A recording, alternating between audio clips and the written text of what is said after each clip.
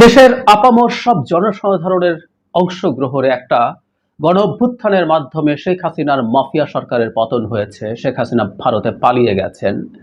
এই যে আমরা নতুন করে একটা গণতান্ত্রিক সমাজ, গণতান্ত্রিক রাষ্ট্র ব্যবস্থা কায়েমের স্বপ্ন দেখছি, এটা এখনো হয়ে যায়নি। এটা হওয়ার লড়াই আছে সামনে অনেক বড়।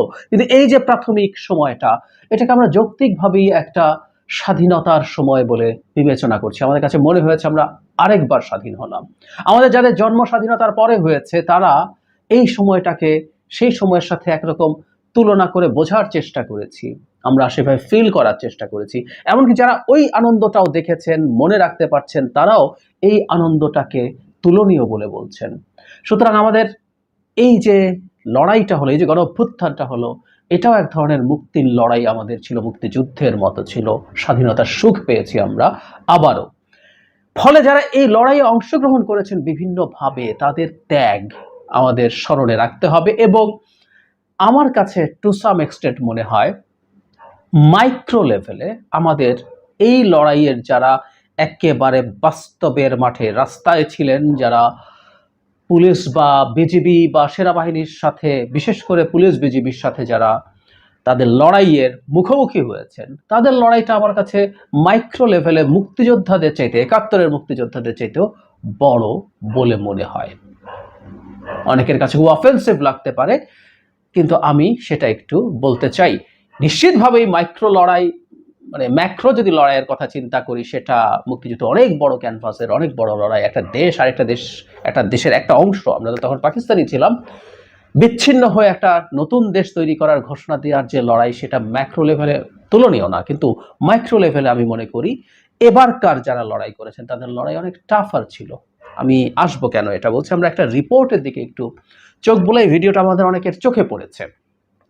এটা একটা গুরুত্বপূর্ণ দলিল আমাদের ভবিষ্যতের জন্য, যে এই লড়াইয়ে কিভাবে মানবতা বিরোধী অপরাধ হয়েছে, কিভাবে বিভৎস ক্র্যাকডাউন আমাদের উপরে চালানো হয়েছিল। সেটা হলো, ভিডিওটাতে দেখা যায় স্বরাষ্ট্রমন্ত্রীকে একজন পুলিশ সদস্য একটা ভিডিও দেখাচ্ছে, এবং এখানে উপস্থিত আছেন যিনি আইজিপি, স্যাংশন প্রাপ্ত আইজিপি, যাকে দফায় দফায় এক্সটেনশন দিয়ে গেছেন শেখ হাসিনা, সেই আইজিপি তার পেছন থেকে ভিডিওটা করা। সেখানে একজন পুলিশ সদস্যকে বলতে শোনা যায়, গুলি করে লাশ নামানো লাগছে স্যার, গুলি করি, মরে একটা, আহত হয় একটা, একটাই যায় স্যার, বাকিটি যায় না। এটা হলো স্যার সবচেয়ে বড় আতঙ্কের এবং দুশ্চিন্তার বিষয় আমাদের ভবিষ্যৎ বাংলাদেশের জন্য, আমাদের এবারকার এই মুক্তির লড়াইয়ের জন্য। একটা ভিডিও অনেক স্টোরি বলে দেয়। ওই যে বললাম, এটা নির্বিকার ভাবে শুনছেন, দেখছেন স্বরাষ্ট্রমন্ত্রী এবং আইজিপি, এটা সরকারের ব্রুটালিটির একটা প্রমাণ।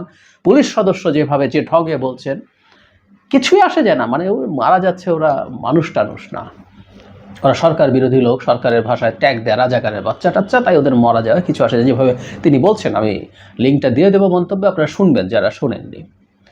এটার একটা সাইন। আর আরেকটা হচ্ছে ওই কথাটা, জায়গাটা আমি পড়ি, মন ভরে যায় পড়লে, খুবই দুঃখের কষ্টের ব্যাপার, কিন্তু মনও ভরে যায়। গুলি করি, মরে একটা, আহত হয় একটা, একটাই যায় স্যার, বাকিটি যায় না। এটাই তাদের জন্য বলছে আতঙ্কের এবং দুশ্চিন্তা। এটা তাদের জন্য আতঙ্কের এবং দুশ্চিন্তা ছিল সে সময়, তাই অনিবার্যভাবে এটাই আমাদের আসার জায়গা ছিল।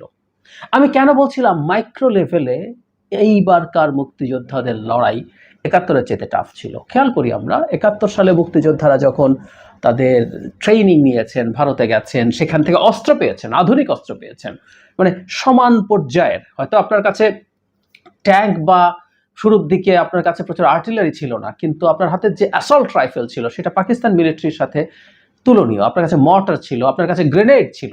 সো কাছাকাছি, হ্যাঁ, পরিমাণে হয়তো আপনি আউটনাম্বার্ড হবেন সংখ্যায়, কিন্তু এটাও ওই পর্যায়ে। সুতরাং আপনি যখন যুদ্ধে নামছেন, সম পর্যায়ের অস্ত্র নিয়ে যুদ্ধে নামছেন। আপনাকে পাকিস্তান মিলিটারি যখন গুলি করছে, আপনি তাকে একই রকম একটা বুলেট ফেরত দিতে পারছেন। অনেক সময় আপনি অ্যাম্বুশ করে আগে ভাগেই তাকে হামলা করে হতাহত করতে পেরেছেন। এবারকার যারা এই মাঠে ছিল, খালি হাতে, ঢিল, আমি এটা নিয়ে আলাদা একটা ভিডিও করেছি। বাংলাদেশের ইতিহাসে এটা কোথাও হয় কোনোদিন হয়নি, পৃথিবীর ইতিহাস খুঁজলেও হয়তো পাওয়া যাবে না। আপনি ঢিল, গুলতি, লাঠি নিয়ে নেমে পড়েছেন, আপনি বুলেটে বুক পাততে নেমে গেছেন, অ্যাসল্ট রাইফেলের বুলেটে। আমি এই কথাগুলো আমাদের মনে রাখতে হবে। প্রথম আলো একটা রিপোর্ট করে দেখিয়েছিল 78% গুলি ছিল অ্যাসল্ট রাইফেলের গুলি, যারা মারা গেছে। গুলি ছিল বুকে, পিঠে, মাথায়। সো আপনি ওই গুলির সামনে দাঁড়িয়ে গেছে, কিছুই নেই, এবং এই পুলিশের ভাষ্য মতে আপনি গুলি করছেন, একটা মরে, একজন আহত হয়, ওই একটাই যায়, যে মরেছে সেই যায়, আর কেউ যায় না, বাকিটা যায় না।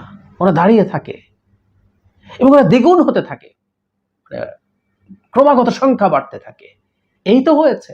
সুতরাং এই যে লড়াইটা অনেক বেশি সাহসিকতার, অকল্পনীয় সাহসিকতার। মানে আমার কাছে চিন্তা করলেও অবাক লাগে এদেশের মানুষ কি করেছে।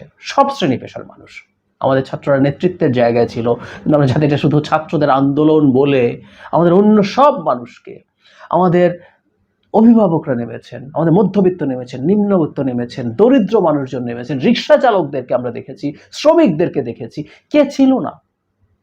সবাই ছিল, সব শ্রেণী পেশার মানুষ, সব সোশিও ইকোনমিক ক্লাসের মানুষ ছিল। তারা এভাবেই দাঁড়িয়ে গেছেন। যেটা হয়, বিপ্লব বলছেন কেউ কেউ, বা অভ্যুত্থান সফল হওয়ার পর অনেকে এককভাবে ক্রেডিট ক্লেম করার চিন্তা করেন, এটা ভুল হবে। যাই হোক, এই সামষ্টিক লড়াইটার মধ্যে এই রকম কঠিন একটা সিচুয়েশনে এই অমিত সাহসিকতা নিয়ে এই দেশের মানুষজন লড়াই করেছেন। এবং ব্যক্তিগতভাবে মাইক্রো লেভেলে যদি চিন্তা করি আমরা, সেটা ৭১-এর মুক্তিযোদ্ধার সাথে টাফ ছিল। কি অবিশ্বাস্য, কি অবিশ্বাস্য।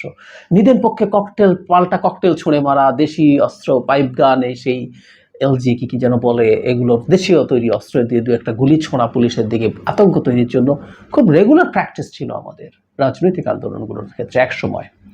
এটা রাজনৈতিক আন্দোলন না, তাই এগুলোর জোগাড় যন্ত্রও ছিল না। জাস্ট খালি হাতে বুক পেতে দিয়ে মরে এই দেশটাকে তারা আবার স্বাধীন করলেন। কি বিভৎস, বিভৎস ব্যাপার, কি বিভৎস একটা সরকার এই রকম মানুষের উপর এমন করতে পেরেছে। আবার একই সাথে ঠিকই অবিশ্বাস্য, ভয়ঙ্কর, সুন্দর সাহসিকতারও ব্যাপার। আমাদের ইতিহাসে শুধু না, বিশ্বের ইতিহাসে এটা লেখা থাকা উচিত বলে আমি মনে করি।